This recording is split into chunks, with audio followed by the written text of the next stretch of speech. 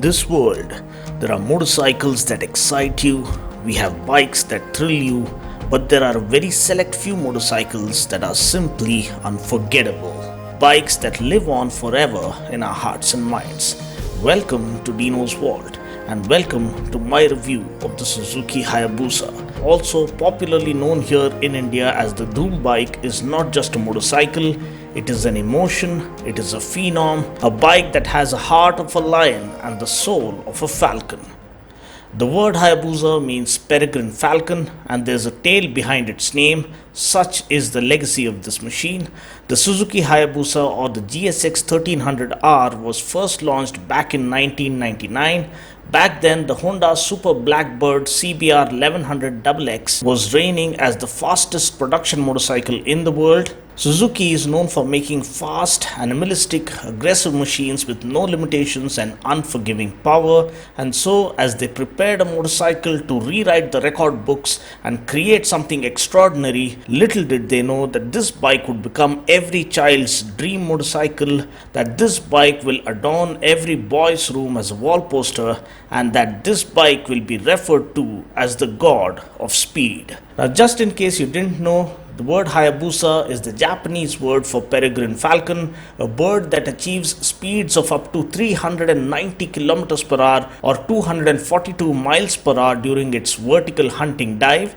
Now, the peregrine falcon used to prey on blackbirds, and hence Suzuki used this metaphor to psychologically taunt Honda and also make a statement that there is a new champion of speed in this world.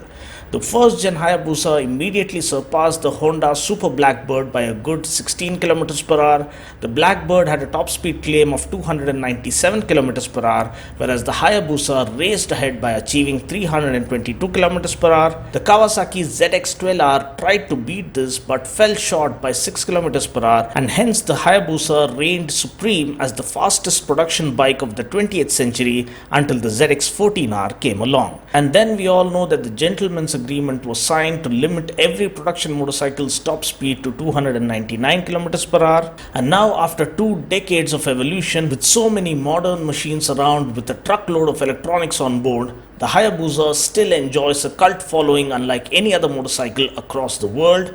The Hayabusa is primarily a sport tourer but is capable of achieving way more than that. Suzuki claimed that they engineered this bike to be like a heavyweight boxer that can knock the wind out of you with its incredible acceleration.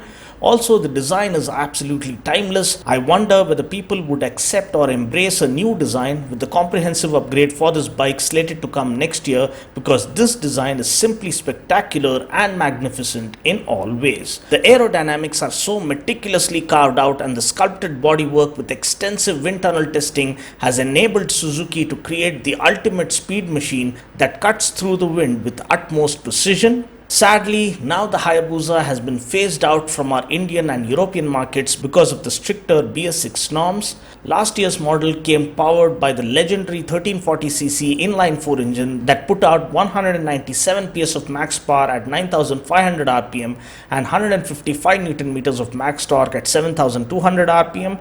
And we got a 6-speed gearbox. We also get the Suzuki dual throttle valve throttle bodies, ram air downdraft induction, twin fuel injectors controlled by a 32-bit ECU, and hollow dual overhead cams operating 4 valves per cylinder, all of which result in delivering a broader wave of torque and seamless acceleration. Also, the forged 3-ring aluminum alloy slipper pistons provide superior strength, while the chrome nitride physical vapor deposition or PVD coating reduces friction and improves cylinder sealing. The 43mm double-barrel dual throttle valve induction improves combustion efficiency and offers better throttle response throughout the rev band. The Suzuki drive mode selector offers 3 different riding modes, namely A, B and C, wherein A is for full power, and that is where you have the true character of the bike coming alive. You can use B or C modes in rainy conditions, because that cuts down the power. The twin spar alloy frame is lighter thanks to the removal of unnecessary brackets, so as a result, though the bike weighs 266 kilos, you don't really feel the weight once you get going, and that's the beauty of this machine. The 43mm KYB inverted cartridge forks feature a DLC or diamond-like coating on the inner stanchion tubes to reduce friction and eliminate surface irregularities.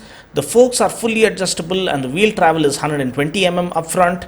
A steering damper is also fitted to the lower triple clamp. The rear monoshock is a KYB unit and has a 14 mm rod. Shock piston is 43 mm and suspension travel at the back is 140 mm. The rear shock is fully adjustable as well. The brakes are brilliant too. We get dual 310 mm radially mounted Brembo monoblocks up front that offer superb feedback and better initial bite. At the back we get a single 260 mm disc from Tokiko. Now talking about the ride feel, since I have ridden heavier bikes before, it was only a matter of time before I could start enjoying the company of a legendary machine. The first point to note is that despite the bike being super heavy, it feels extremely well balanced once you get going. It does feel easy to steer at lower speeds, but at high speeds you need to be really careful while tackling the high speed corners because the bike tends to veer and pull you aside if you're not careful.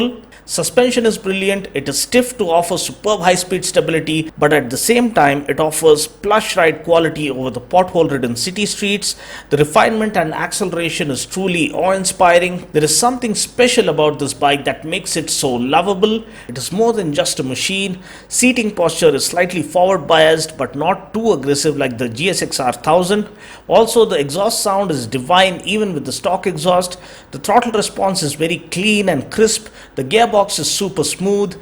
The Bridgestone tires offer good road grip. Overall, I just love this bike so much that I grab every opportunity to ride it.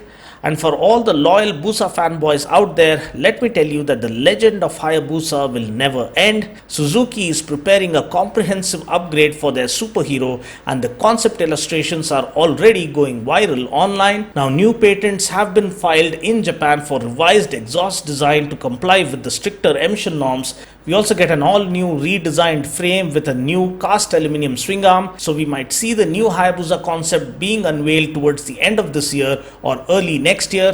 So let's hope for an amazing upgrade for this outstanding machine. So to conclude, I can say that times may change and many motorcycles may come and go, but the legend of Hayabusa will always continue to soar in the skies high above the storms and will continue to reign in our hearts, not just as a bike, but as the god of speed.